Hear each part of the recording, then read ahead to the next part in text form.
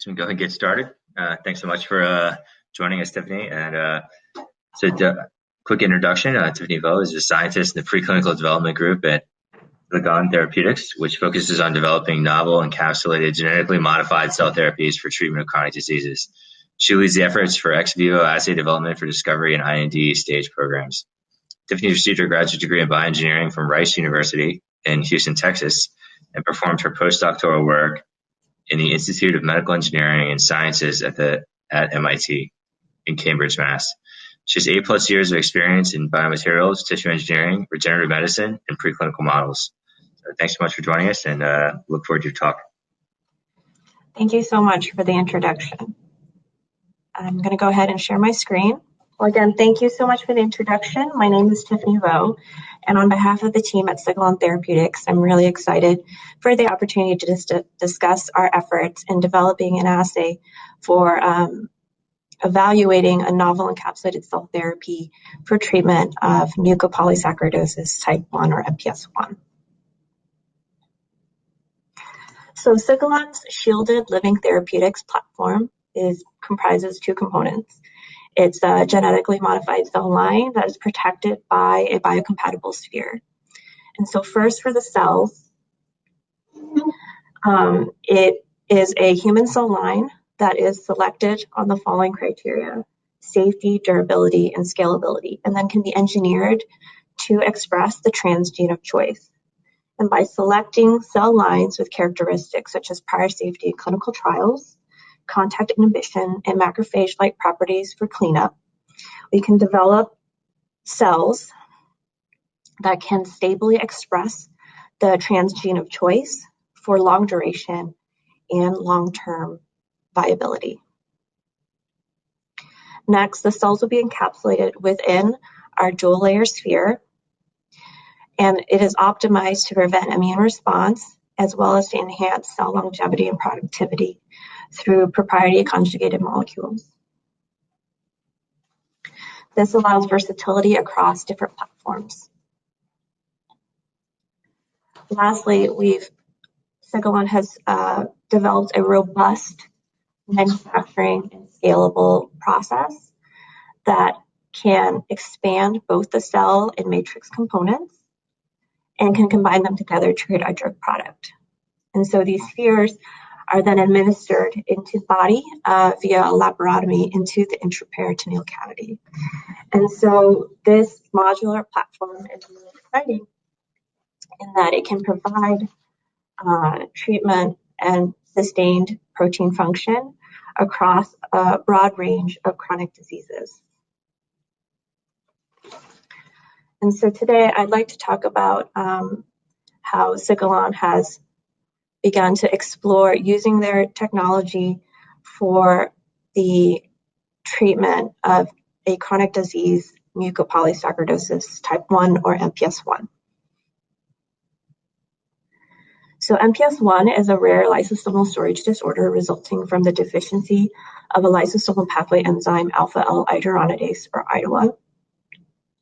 And loss or malfunction of IDOA leads to progressive accumulation in glycosaminoglycans, heparan sulfate, and dermatan sulfate. This leads to multisystemic organ failure and early morbidity. And so currently the standard of treatment is either to have a bone marrow or hematopoietic stem cell transplantation or perform enzyme replacement therapy. And the current product on the market is termed Aldurazyme, and it's given as an IV infusion once weekly.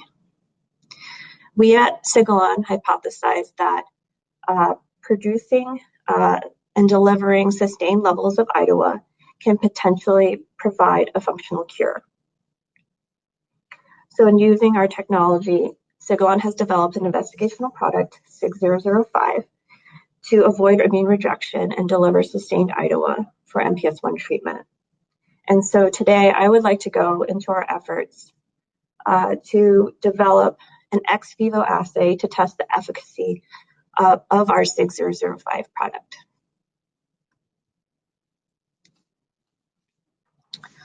So first, one important readout for efficacy is the ability to address the clinical manifestations related to the MPS-I phenotype. And one prominent manifestation is skeletal abnormalities. So in human patients with MPS-I, the abnormalities include flattened and thickened bones and short stature starting at 6 months of age. And you can see this in the X-ray images on the right, where this patient with MPS has a thickened skull structure as well as an abnormal bone skull morphology. The ability to have an animal model that represents this is very critical. And a relevant model is the IDOA knock-in nonsense mutation W392 on a C57 black 6 background. So this particular MPS-I model mimics a common human mutation in more than 60% of the MPS-I severe cases. And it's characterized by facial flattening and bone thickening by 15 weeks of age and progresses by 35 weeks of age. However, at birth, the mice are morphologically normal. So you can see in the images on the lower right that the W392X MPS-I model presents with a shortened and bronze snout and short facial features. And these recapitulate not only phenotypically, but also in the development similar to a human patient.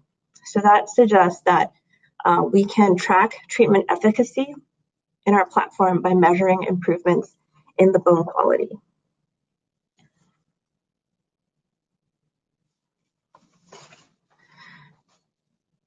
In terms of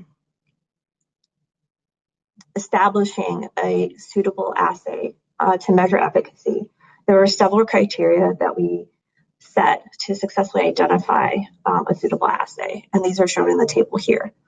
It was really important for us to have a quantitative reproducible metric that ideally assessed the bone quality in whole as opposed to one plane.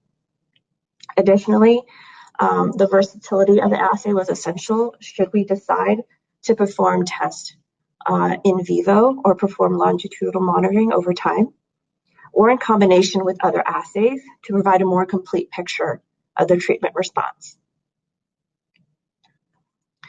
So ultimately, 2 assays were selected. The first was microcomputed tomography, or micro-CT, and the second was mechanical testing using 3-point bending. And each of these assays fit our suitable assay criteria, can be performed sequentially, and also provide a variety of morphometric parameters for assessment. Additionally, they also complement each other, with micro-CT providing structural data and mechanical testing providing functional data as a last procedure in that series. So I would like to go into micro-CT first, and then we'll go into mechanical testing in the later slides. So for micro-CT, it generates 3D images that are from reconstructed 2D slices. So in the schematic shown here, you can see that the sample is placed on a rotating stage, and X-ray images are taken as 2D slices across the image, across the sample. And then these 2D slices can then be reconstructed into 3D, which gives you a visualization of the spatial distribution of mineral density, as well as provides volumetric quantification across the entire sample or through a volume of interest.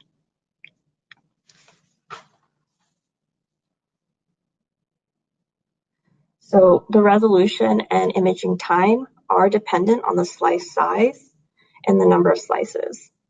But the benefit of micro-CT is that it's non-destructive and can then be used for other assays such as mechanical testing and normal histology, and also provides a generally good throughput that is accurate and quantitative.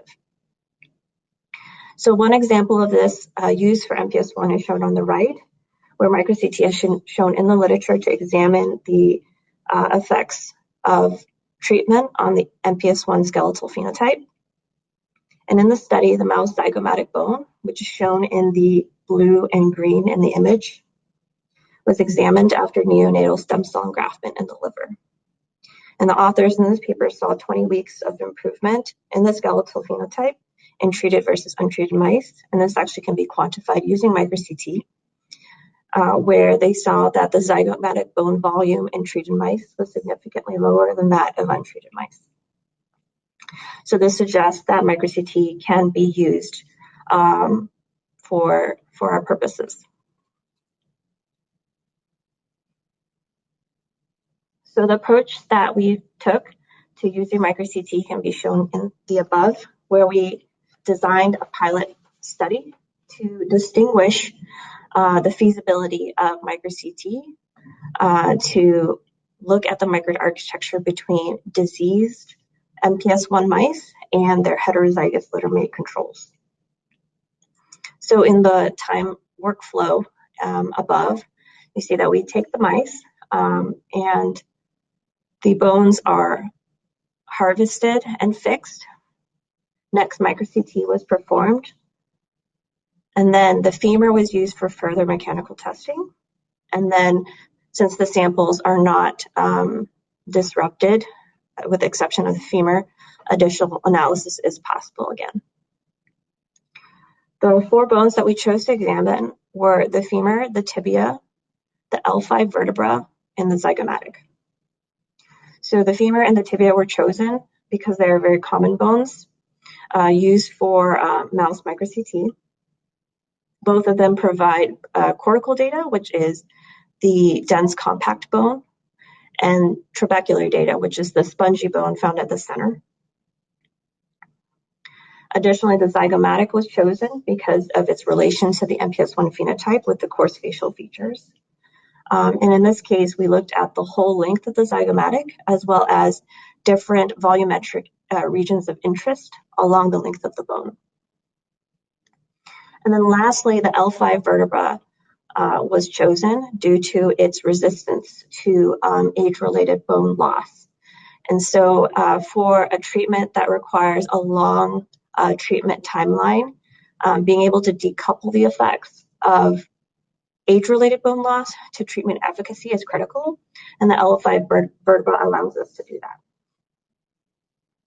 Now, for each bone, a standard volumetric region was set for the analysis, as seen for each of the bones here. And then all the thresholding was optimized and standardized across all the samples. And so for the sake of time, I'm going to focus most of this talk on the femur data.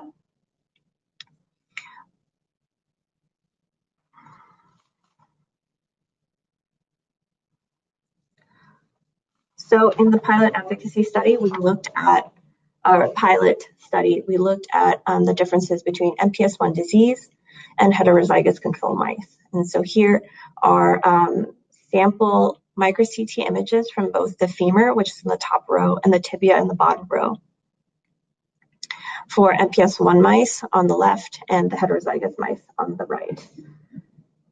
These micro-CT images represent a 300 micron region, volumetric X-ray region of the micro-CT in the bones.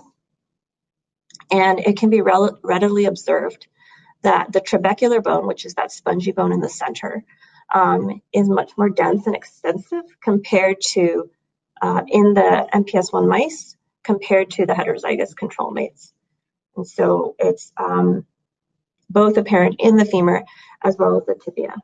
And this contrast is also visually observed within the other bones of interest that we looked at.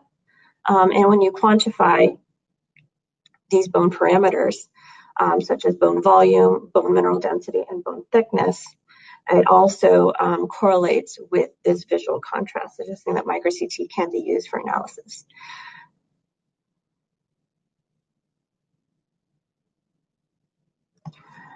Now, this study was very small, but it does suggest that micro-CT can be used to successfully distinguish the skeletal phenotype in MPS-I and heterozygous mice. But due to mouse variability, 2 takeaways are given, which is to consider the study sample size as well as sex for statistical power. So next, having established that micro-CT can distinguish between normal versus diseased mice, we asked, can micro-CT detect treatment effects?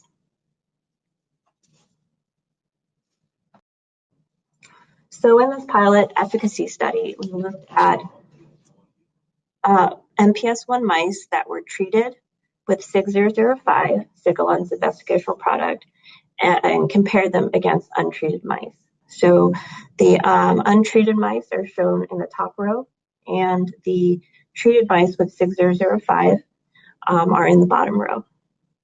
And visually, you can see in these distal femur images that the trabecular bone in the untreated MPS-I mice are more dense and extensive compared to the treated mice with SIG005.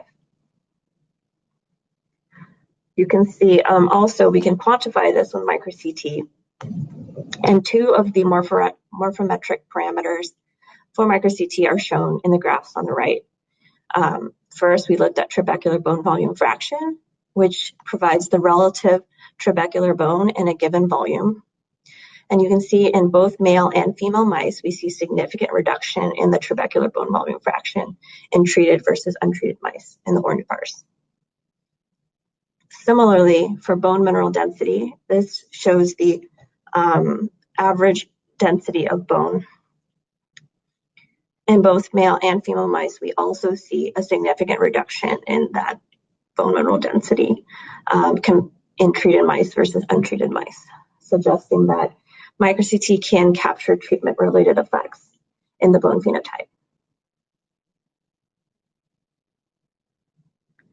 The differences can really be appreciated more carefully when compared to the micro-CT quantification of the heterozygous control mice.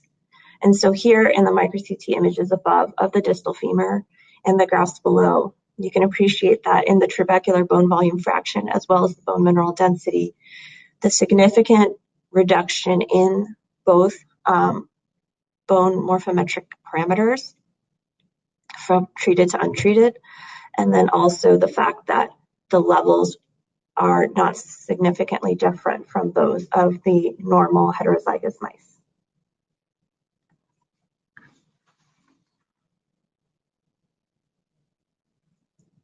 So next, having established micro-CT as a potential way of testing the efficacy of this affecting the structural aspect of bone, we next looked at using mechanical testing to see if these structural changes related to biofunctional changes in the bone as well. And so to do that, we performed 3-point mechanical testing. So in this test, the sample femur is placed on 2 supports at a set L distance, and a third load is applied at the center of the sample at a fixed rate. Sample deformation as a function of applied force can be recorded, and it generates a graph that's similar to that in the middle.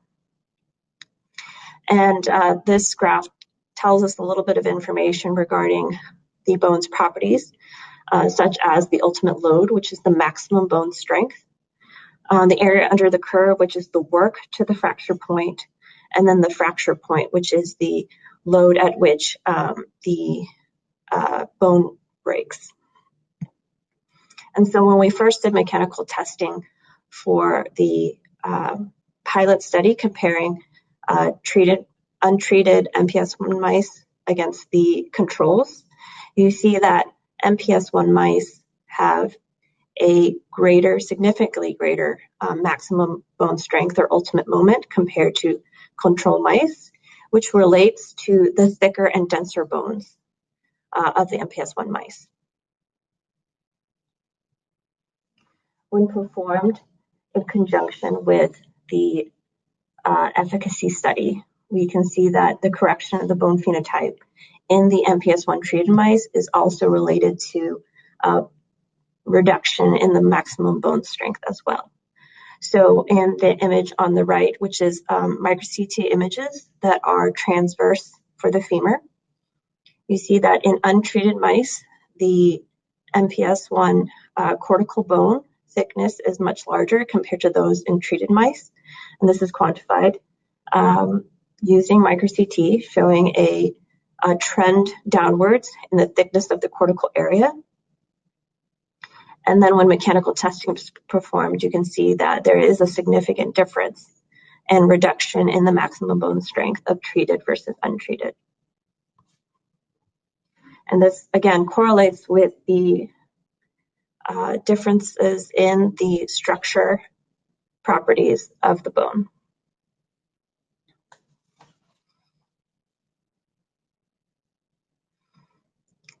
And suggests that mechanical testing can provide complementary biofunctional data to the micro-CT structural data.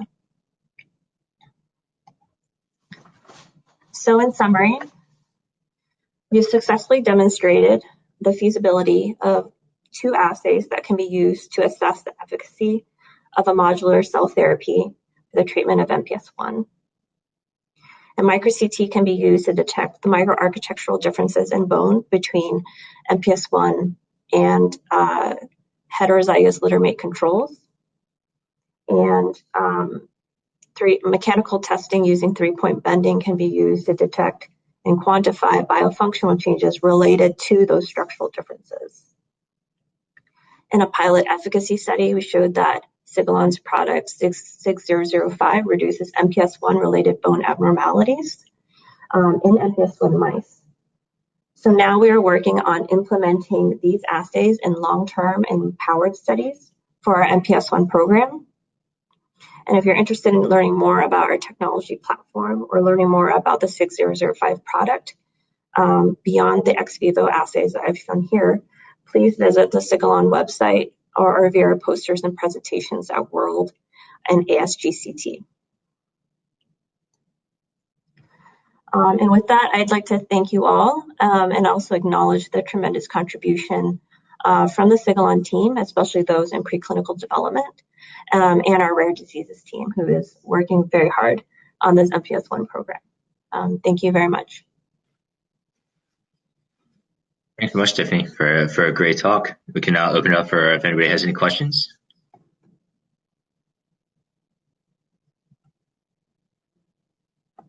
If there's any questions for Ms. Tiffany Vo, this is the right opportunity. Her group, it's a really well-known group, an established group throughout the U.S. So if there's any questions, feel free. All right. So then, again, thank you so much, Tiffany, for your great presentation. We will be heading over to the final talk. I know, Dr. Finit, you have to step into a meeting. Yes. So I do appreciate your time today and want to thank you, and I will reach out to you after the summit. So again, a big round of applause for your time and your commitment today. Yeah, thank you. Have a great day. Thanks, everyone. Bye. Bye. So I will be transferring now everybody to the last session, which is going to be Dr. Tamara, all the way from Europe.